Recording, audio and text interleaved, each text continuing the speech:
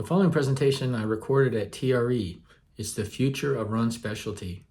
They have president of many shoe brands, president of HOKA, the president of Saucony, the head of marketing for Brooks, and the president and GM of Altra Footwear. Hope you enjoy it. We're excited to talk about the future of the running industry and run specialty with four brand leaders here. All four of these individuals are relatively new to their respective roles.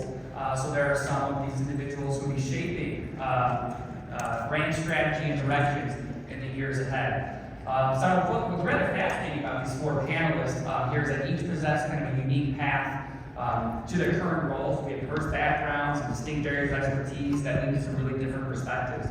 So with us we have Dan Sheridan on the end here. He is the CEO of Brooks Running. Dan started at Brooks in 1998 as a guru field rep and advanced in the company before taking over from longtime CEO Jim Weber earlier this year. No small feat, I'm sure. We have Joy Altamare. Joy is fresh to her role as the Global Chief Marketing Officer at Saucony. Joy joined Saucony after previous roles in PR, advertising, and media. Though she did work previously in run specialty shop as a teen, she'll tell you it was some child labor laws being violated, but she did it anyway. We have Jen McLaren. She is the president of Altra. She comes from a financial background and served as the president and CEO of Smartwool before joining Altra in April 2023. And closest to me here, we have Robin Green.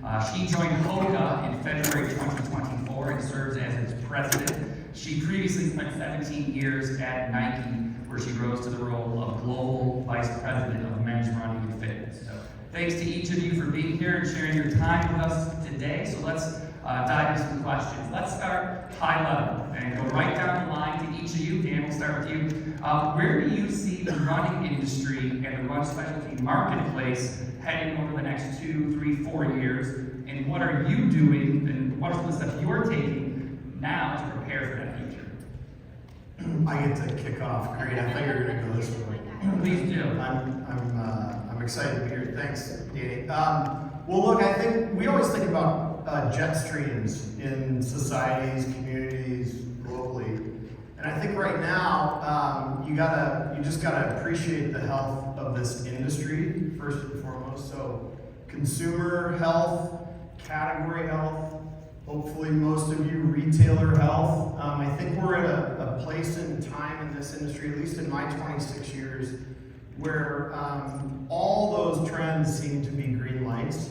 And so when I think about the category of specialties specifically, I also think about just trends in society right now. And there's a lack of trust in institutions and maybe governments and our federal system. Maybe there's questions on that. And so what I think about is that local, specific community policy and the like are going to be what people lean into. And specialty run sits in the middle of that for all of us. So is it going to be stronger? I believe it is because of the trends we're seeing in consumer health and in society. And so Brooks is leaning into local execution and local marketing and demand creation for local markets and investing in local communities because that's all what the trends are telling us. So stronger in the future, and Brooks is investing in local markets. Wonderful. Joy, let's go to you. Yeah, first I apologize. I lost my voice on Sunday. Moving to Michigan, I'm a Detroit fan now, so I lost it in the game on Sunday. But no, I agree a lot with what you're saying, Dan. I think I'm new to the industry, and one of the things that I love is kind of having this outsider view, seeing what's happening from a different perspective. And I think one of the things that I'm excited about, or that I'm noticing, particularly in run specialty, is this idea of modern inclusivity and diversity. So we're seeing that in the consumers that are coming in, they feel different. And I'm not talking about just age or gender or race. I'm talking about body composition, their entry into running, how they're actually using running in their everyday life that might be slightly different than how it was 20 years ago. And I think this is all kind of to your point, Dan, earlier about how the community in that space is how that's shaping and how community looks very different. And I think at Saucony, we're embracing that from the point of culture and really understanding how culture drives community and then how identifying your brand. So that's one of the things I think is for the future of the next 2 years, how we continue to look at these aspects that are new to us, that actually are on trend or have been on trend when people think about how they discover new brands and how they make those brands part of their lives.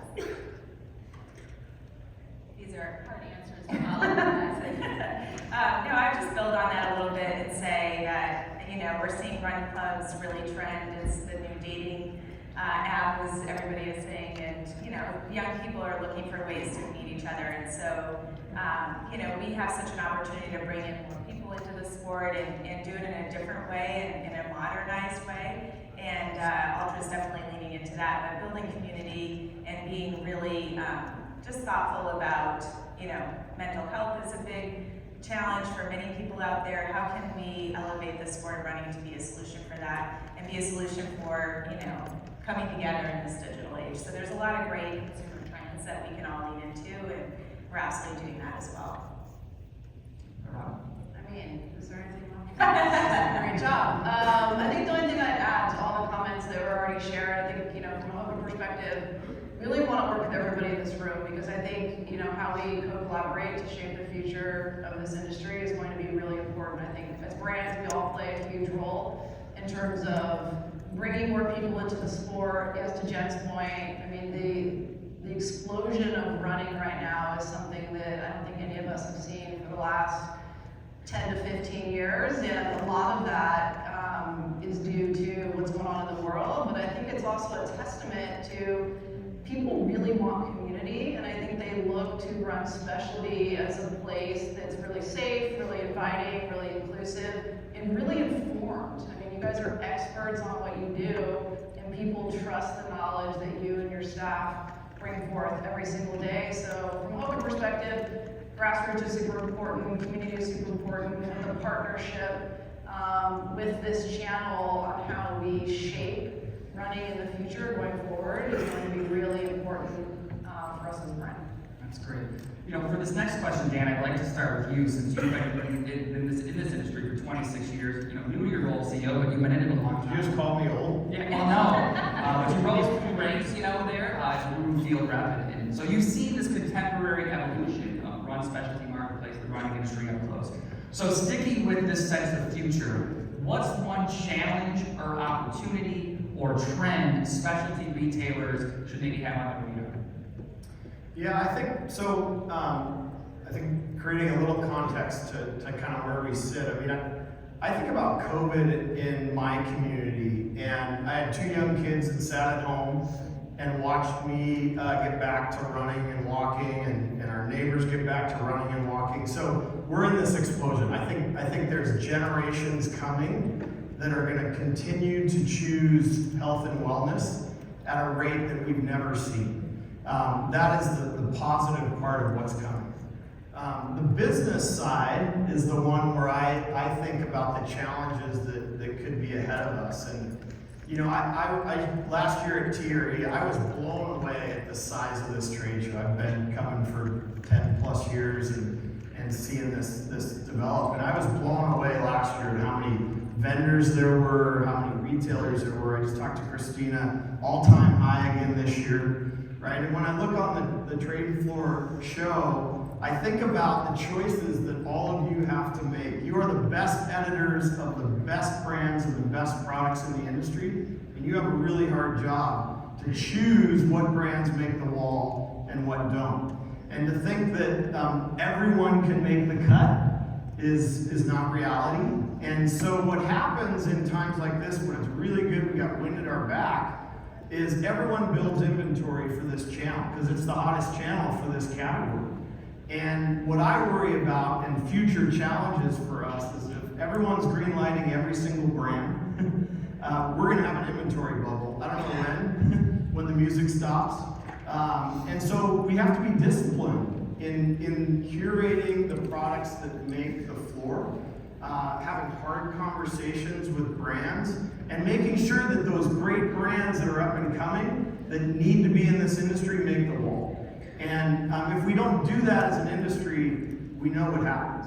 And everybody builds inventory, and then we're in inventory build. So I think in times of of wind at our back and really healthy business, we have to stay disciplined and focused on what we're doing at the local level to curate these brands. I think that can be a challenge for us in the future.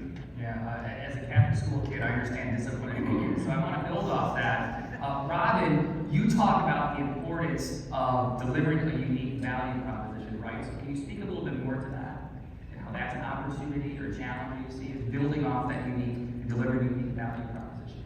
Yeah, I think when you and I were talking, the context behind that is really, to Dan's point, as the younger generation comes up, I think activity, movement, health and wellness are going to be top priorities. They're top priority for everybody in this room, I would assume. But I think the pace in keeping this new consumer coming through your doors, our brands, how we keep them motivated and interested, and it's not going to be what worked 20 years ago isn't going to work in the next 10 years. So I think just being really agile and receptive to really following the pace of the consumer is going to be really important, especially this younger generation that's coming up that just has completely different expectations in terms of how they purchase product, what brands really resonate with them. I think back to being really specific about how we show up as brands, but then how we curate the assortment, how we speak to this new generation collectively, what's going to continue to keep them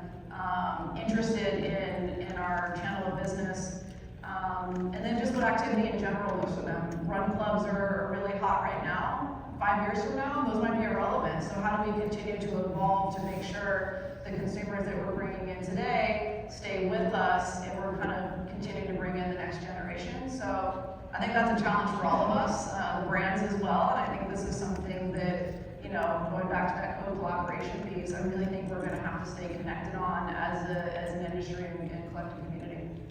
Yeah, you mentioned younger consumers. So Joy, you're a resident marketing expert on the panel. So connecting with the younger consumers, I think, is a great opportunity you see as well. Yeah, I'm actually going to build on what Robin said, because I think it's not that they're just younger and that's the difference. It's really about the way they consume media, the way they are influenced, the way that we have a very young target. I was speaking with actually one of our partners in this channel, probably the second or third week I was on the job. And one of the things that they pointed out is not just the consumer that consumes media in a different way or consumes messaging in a different way, it's actually the kids that are working in the stores on the floor. And the way that they talk to consumers when they walk in, the way that they're talking about products, the way that they're talking about the benefits and the features, and how that's translating to the actual consumer when they walk in the door is different than how it was 2 years ago. And so I think about the opportunity to actually create better tools for that, to enable that. Because the consumer who's walking in the door, they're used to swiping really quickly on their phone, or perhaps they're getting word of mouth advice from their friends. There's ways in which we can crystallize that and contextualize that for our new consumers to run in, to come into the stores so that it feels like something they're used to. Intimidation factor around walking in is something that younger consumers may have, but when the tools are there and the education is there through that voice that resonates with them, that's an opportunity for us to make sure that we're consistently welcoming them in, and we can talk about that generation and then the generation after that, generation after that. So I think about less about the age as the issue, but more about how they are influenced, how they then influence others to actually to live within this category with this channel. We talked about, the younger generations maybe are a little bit more conscious with their consumerism. And I know, Jen, that's something you talked about. See the opportunity for conscious consumers for retailers, but also brands alike to connect to causes, right? So can you speak a little about that? Yeah, absolutely. I mean, it's been, especially with what's happening in the country with, divided country, there's definitely different views on each side, but I think what consumers are really looking for, what does a brand stand for, what are their values, and do they relate to those values? But more so is there authenticity in what the brand is doing. The actions that they're following through on, it's not just a campaign, they're actually making a difference in the community, but relating it back to Run Specialty, I think that's where you all have such an advantage with this trend, because you know your consumers so well, you know your communities, you know the causes that are really important to the people that are walking through your doors, and you're already activating on those things, right? It's just natural through events, through whatever campaigns you may have, you're doing it and it's really authentic because it's so local. It's exactly what Dan was talking about earlier. And so you have such an advantage with this trend to keep leaning in and there's so much authenticity there. So congrats on all the great work that you're doing, and it's definitely going to resonate with the younger generation of consumers. And Jen, I want to stick with you kind of for this next question, because Altra's roots are so tied to run specialty there. Specifically, it's ties to Runner's Corner in Utah. For those who don't know the story of Altra, kind of Runner's Corner there is kind of the ground zero for Altra's founding. Yeah. And so how do you see run specialty shops fitting into your business in the years ahead, and specifically ways in which this relationship might evolve from where it stands today? Sure. Yeah, so Run Specialty has been at the core of Altra since day one. For those that don't know the story, Golden Harbor and Brian Beckstead, they founded the brand in the back room of a Run Specialty shop, which was Golden's parents' Run Specialty store in Utah.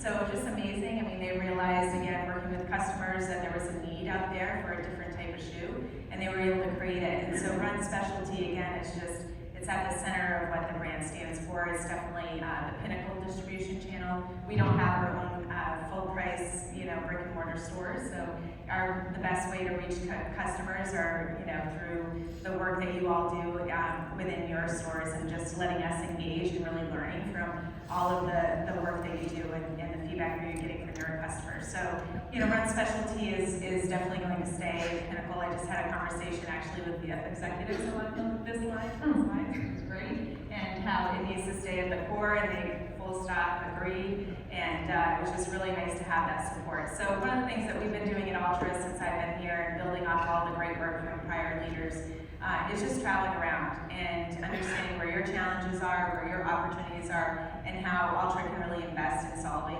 for some of those opportunities. So great relationships, great partnerships, and great collaboration, and we'll stay true to that.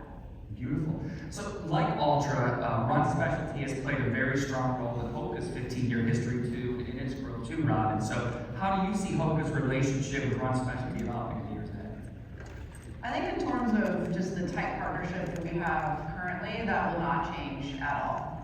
This channel is incredibly important to HOKA, both from just the partnership, the insights, the collaboration that we get, how we really make sure that we're reaching consumers that come in your doors that are very important to the brand. So that stays absolutely at the core. If anything, it's going to be continuing to grow with the channel. In terms of the prioritization of Run Specialty within the HOKA strategy, that's going absolutely nowhere. If anything, just seeing how important this channel is as the brand continues to grow, we'll be doubling down in this space and going even deeper with all of you in the room to make sure that the partnership is as strong as it can be, and we continue to grow with the channel, and the channel continues to feel supported by the brand in all aspects of how we do business. Yeah. And for you, what about the Brooks stand? What's Brooks' relationship with Run Specialty retail look like moving forward for you? Yeah, without kind of being repetitive, I think that, we, for 20 years, we have rooted in on just the trends of runners. And what we know about runners is that they value local execution, they value local expertise, they value community, and that is still strengthening every single year. We see that. And so we've always rooted in what are the trends and demographics of our runners. And so specialty's been the center of our strategy for 24 years. And as all these different challenges came up to the channel, direct-to-consumer, e-commerce, and the like, what we tried to do was understand the journey of the runner in how they research product, how they try product, where they try product, and ultimately where they purchase it. And so we've developed a strategy which we call multi-channel strategy with omni-channel programs, which, by the way, is really, really hard when you don't own your stores, because all of you have different systems, you have different processes and the like.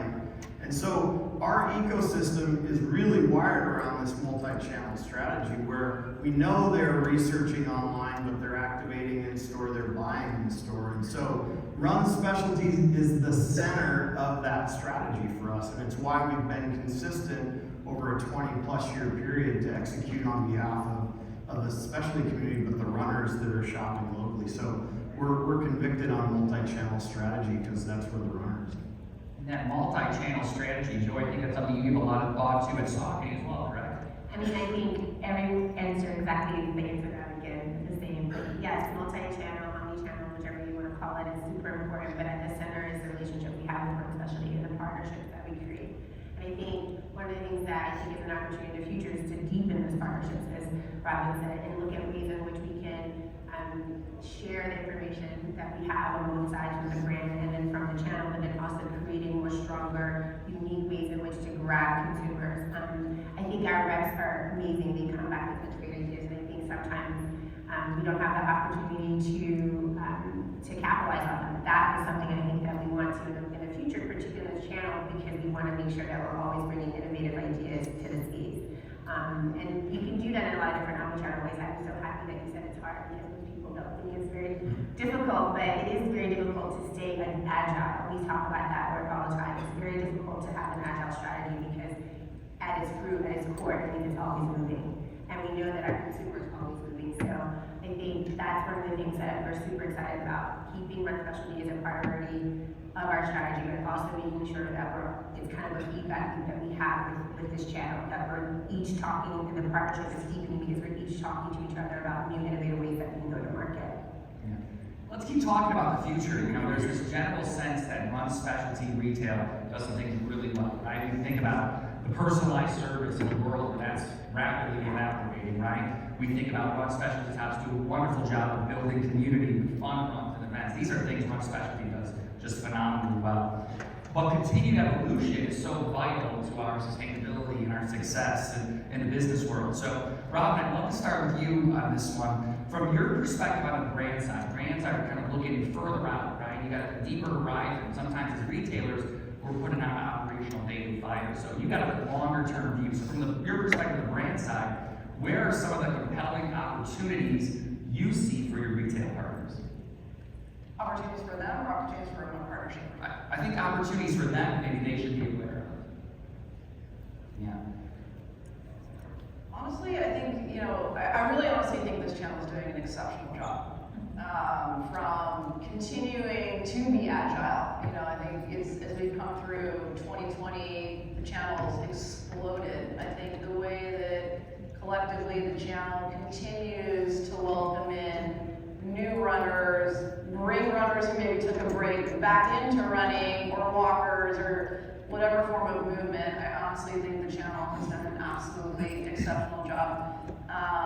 Having a crystal ball into what's needed in the future is a really tough question, but I think the word agile, I think the word continuing to be innovative in your own space. We're being innovative, obviously, from a brand perspective, across all of our brands, whether that's product, marketing, but how you continue to engage with your community and just open the door to welcoming people in, the way that you educate, the way that you give people opportunities from a career perspective. A lot of us started in Run Specialty, so I think just the opportunities you bring forth for your employees is incredibly important, because that keeps the industry moving in a really, really productive, positive way. And honestly, I think the world needs optimism and positivity, and every time I walk into a Run Specialty door, it is brimming with that feeling, and I think people really want that right now. And just the human touch that comes through this channel, that's going to be a secret sauce that I don't think is going to leave us. And as you continue to do that in your own unique way, I think that's going to be something that will always, always separate this channel from every other part of the marketplace. So, future state, I can give you a business plan, but I think just really staying connected and human and being partners back with us, which from a brand perspective, which you do, I think is going to allow us to really make sure the future is bright in Run Specialty. So kind of double down on what you're doing well. Let's add some splashes of creativity and focus and positivity, right? I mean, I think as brands, we all have 5-year plans, right? And they're great until something comes up. So I think the ability to just continue to be able to pivot and move as the consumer's moving, which is what Dan touched on, is going to keep all of us moving forward within the run space. And Dan, I have to imagine that idea of keep doing what you're doing, but finding ways to do it with a little more intent and focus really resonates with you, right? You talked earlier about focus and discipline, so speak a little about maybe that. Yeah, maybe I'll throw a curveball in this, because I think all of us on stage have have jobs where you have to secure the here and now. We always call that kind of horizon one. You gotta deliver your plan. You gotta manage your business. You've got to institute process and all of that. But you have to think 3 years, 5 years out. We call that horizon two, horizon three thinking. And we're really thinking about the employees and what talent and capability do we have in our organization that can secure the here and now, and then develop talent that you're bringing into your leadership to help you start thinking about horizon two, horizon three. So for you, that may be 12 months from now, maybe 6 months from now. But who are those people that you're engaging with to help you think about the future? It's really hard. Even in my job, I love the day-to-day. I grew up in this business. I love fighting the fire that I can see. And it's really hard to get up and think, okay, what's going to happen in 2 years? So who are those people that you're surrounding yourself with to help you think about the future in specialty run? We have it in our product groups. We call it explorers, optimizers, and scalers. Do we have enough explorers in our organization to help us think long term? And so I don't know what those time horizons are for your stores, but how do you create a group of people? Generational, getting more young people at the table to hear what's happening, diversity, different ways of thinking. We're working on that right now at Brooks so that we can secure the future of Brooks with our brand and our product pipelines. When we think about some of the maybe compelling opportunities out for retail partners, Joy, I know Saucony just did something in New York City that involved a retail partner. And I know you were quite excited about that. So can you please talk about what happened in New York City and how that speaks to the type of creative opportunities we're talking about? Yeah, before I do that though, I wanted to just give one answer to the question before, because when I think about this channel specifically, I think about what you talked about earlier, that when I was 14, my dad and his friend Dillard had a store, Athletic Attic, in Chattanooga, Tennessee, which is where I grew up. And I would go there at 14, and when I think about the opportunity for this channel, it's what I felt when I worked there, which was this sense of the voice of the community was there. It's like where everyone came, runner or not runner, but fitness runners, both, whatever, you came to that area, came to that store, and that's where you learned about just the technical benefits of the shoe, but also you got advice about your body and health. That's what I think in this moment where we are as a country. I think that's what run specialty can be. And I know we're talking about run clubs and run crews, and I think that's important, but there's still also that element of familiar comfort that I think we as a brand want to make sure we're doing that at the local level, which is these are the tentacles to the local community. Sorry. And so I think there's a greater opportunity if we can kind of hone in on that and kind of crystallize that. That will actually, I think that's long lasting. That feeling will never, the need for that feeling will never go away. And I think that's one of the reasons why I was excited to come to Saucony, because I really feel like since this channel is at the core, that feeling has to exist for us as a brand, and that feeling has to exist for this as a channel. So I just wanted to say that piece, because I think that is the core opportunity. We're going to talk about New York really quickly. Yes, a couple weeks ago we had a great opportunity where we had we did a pop-up, which is very on trend, but also very strategically done. And we partnered with one of our great retailers. And that was one of the first times that we brought this younger consumer to retail, to run specialty. And I think it was the beginning of something that we think could be very unique and different in the space, combining these two worlds that we see in run crews that are out there in run crew world, combining that with what we know that run specialty offers them is something that is happening. But if we can help it happen, then I think that would be really interesting. And along those same lines, Jen, I know you see opportunities to engage different consumers too, right? Can you speak a little about that? Yeah, absolutely. I mean, when we think about future-proofing our business and our brand, it comes down to diversifying the consumer opportunity and making sure that we're attracting new consumers into our brand, but also really critical for you all too as you build the community. I know you have, when I speak to many of you, you have a lot of different consumers that are coming in.